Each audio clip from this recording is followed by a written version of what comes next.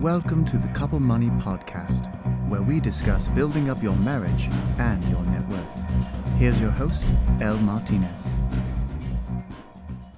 With parenthood comes all these joys and responsibilities, the hugs and kisses, the long nights the first few months, sometimes beyond, these awesome drawings and notes, the worst time tantrums, hanging out with your kids at the playground, and finally getting them to fall asleep after a long day.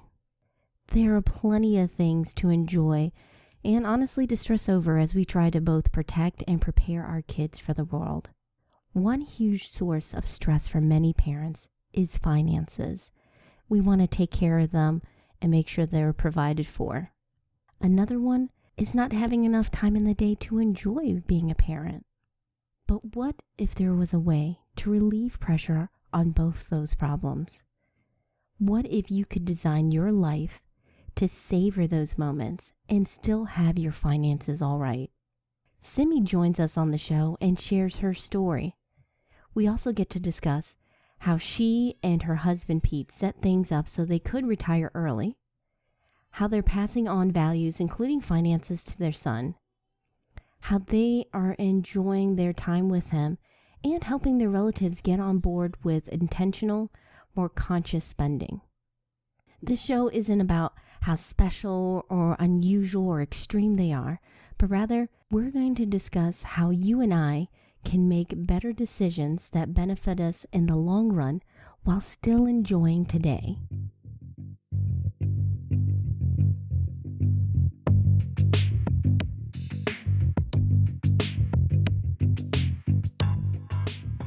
From the outside, Simi, Pete, and their son look like they're living the American dream. They live near Boulder, Colorado, a beautiful place. They have a good-sized home with all the amenities, wonderful location to bike, walk, and play, and friendly neighbors.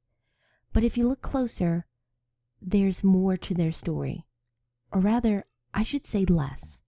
Much less. Our spending is about $26,000 a year, but that doesn't include mortgage or taxes or anything like that. So it does include property taxes, and our property taxes are pretty low here in Colorado, but we don't have a mortgage, and so obviously our living expenses can be a lot lower. But even before they retired, their spending was much less than most people in their area. I think when we were sort of calculating everything, back in our 20s when we were spending more, first of all, and also had a mortgage, we usually were around the $40,000 mark for the year. So how were they able to retire in their 30s with no mortgage? They've written plenty of articles about how they've cut back on unnecessary expenses, invested huge chunks of their hard-earned money, and experimented with improving their quality of life on a budget. But if you look at their overall strategy, if you want to call it that, it really comes down to this. Most times, they will choose creating over consuming. They've done it with their house. It is a beautiful home, but when they bought it, it was a fixer-upper in need of major renovations. They chose it for its location and basic structure. Using his skills in construction, Pete renovated it to be more energy efficient and to flow better with how they live. As for transportation, they prefer using bikes to get around throughout the year rather than their car. And that's another reason why they chose that house for the location. Activities and habits they've picked and developed, like home brewing or how they shop for groceries, it's all connected. No, they're not automatons looking for the cheapest route. Rather, they analyze why they are spending. The money they saved was then invested for retirement. And as you're probably figuring out right now, their retirement itself had a connection with their plans on becoming parents. The main conversation we had is how can we both be at home when we have our son or our child. I wasn't pregnant at the time, but we knew that we wanted to have kids in our early 30s, and so it was more what can we do to be financially independent by that point so that we don't have to worry about, having to work or having to find daycare and all that kind of stuff. So that was the main conversation we had. We didn't really talk about, how we would raise our kid. There's always several reasons to make a decision. But one factor for Simi and Pete was their own experience growing up. We both kind of had someone at home. Pete's mom was at home with all her kids. So obviously, that was fantastic for him, and he loved having her around. And then for me, my mom worked most of the time, and so did my dad. But my grandmother was at home with us, so she took care of us until she passed away when I was 11. But she lived with us from the time I was born until then. So she was the one that was watching us. And like many moms, Simi read books to be better prepared, but she realized at some point you just have to use your instincts and adjust as necessary. Seeing how intentional they are with what they spend and how they live, I asked her what values they were hoping to pass on to their son. It's not necessarily, this is how you spend your money and this is what you should do, and driving is bad and all this kind of stuff. I think it's just more day-to-day life, and for us that means living really locally. So we have a lot of friends that are nearby. We can just walk to their houses. We go have dinner with them. So community within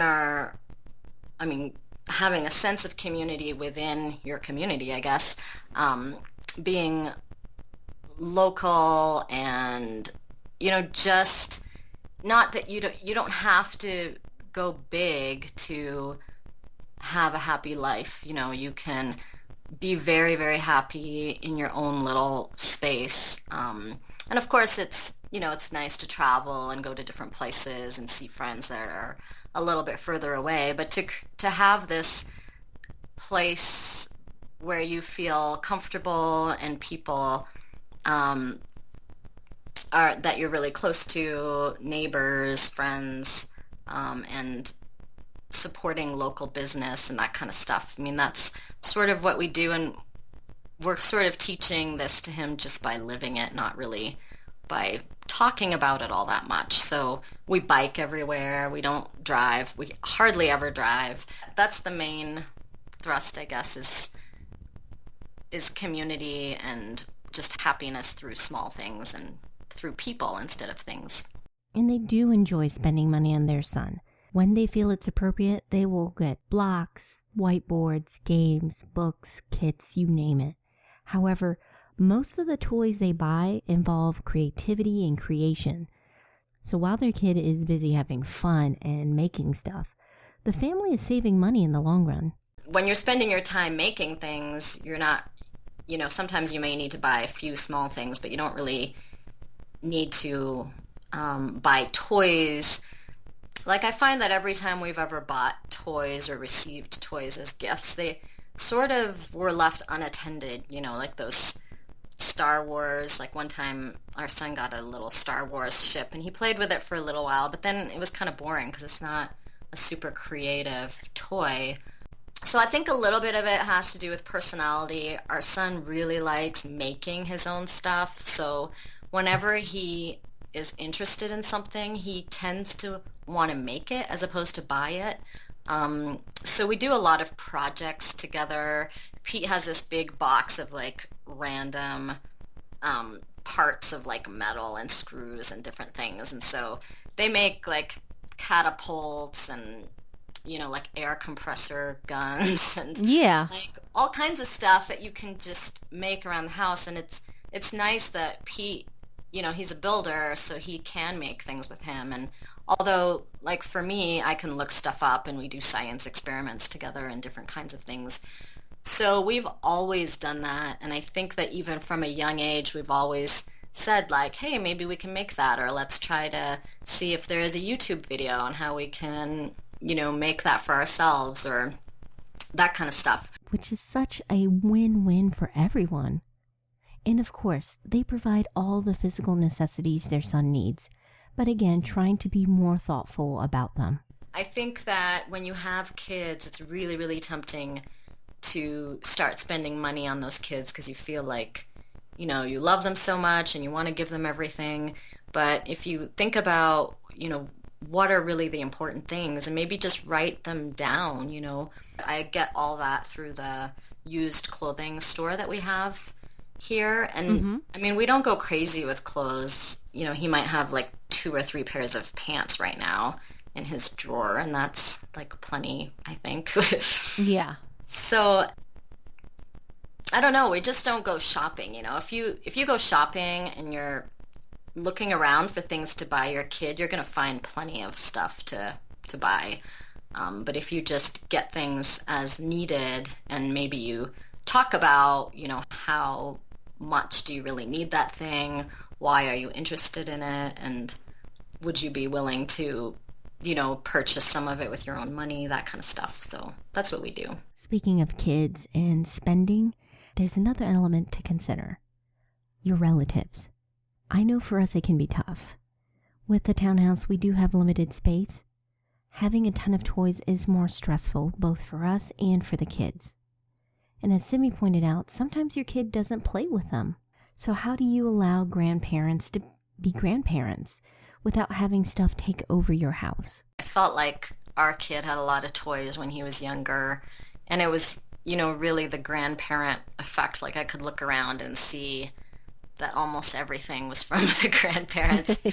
But now my mom, I mean, I kind of feel bad, but she will email me and say, I'm thinking about, you know, getting him this, and what do you think? And I usually say yes, because she, you know, she's really good at choosing thoughtful gifts, but we're trying to also say, like, you can just get one thing. You don't need to get 10 things. Yeah. And that's something you can emphasize. One gift can be enough. After all, the greatest gift they can give to your kids is time. I know, it sounds trite, but if the two of you sit down and really talk about what you want more of, I think most of us would say having more time to enjoy the kids now. It's something that Simi and her husband have worked really hard for, but it's been worth it for them. That really is the biggest advantage of financial independence in my mind, is that, like, our son spends so much time with his dad, and I don't know, like, how many families can really say that. I mean, I think it's more common now for dads to be at home, but, you know, they really spend so much quality time together. Yeah. Making things, and now they're reading this whole series of books together, and I mean, it's just, I can't think of a better thing to give him, you know, than that. I know for some of you that are listening that your circumstances now won't allow either one of you to stay at home or to retire early. But I'm hoping that this episode can inspire the two of you to sit down and see where you can set your finances up so you can have more time for family.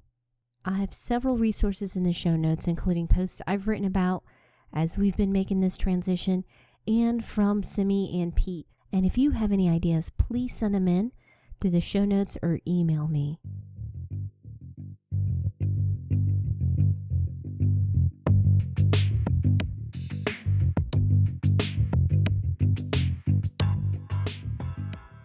Special thanks to Simi for sharing her story and thoughts.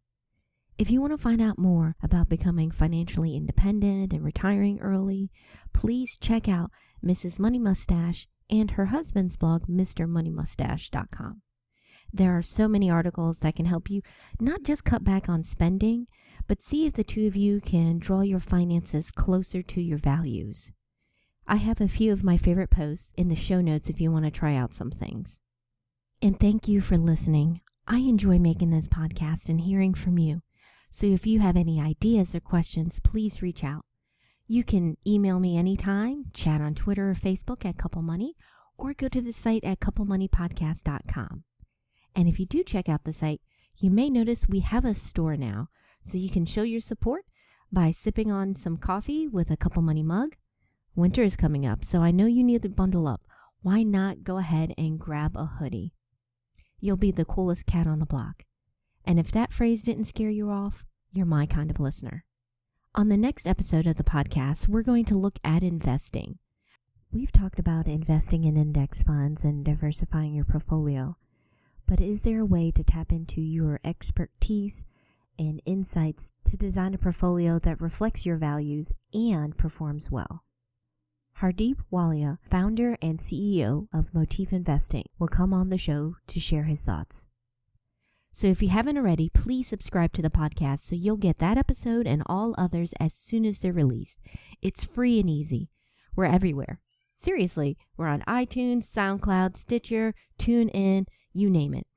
But the feed is also available on couplemoneypodcast.com, so you can grab it on whatever service you prefer. I hope you have an incredible day, and until next time, take care.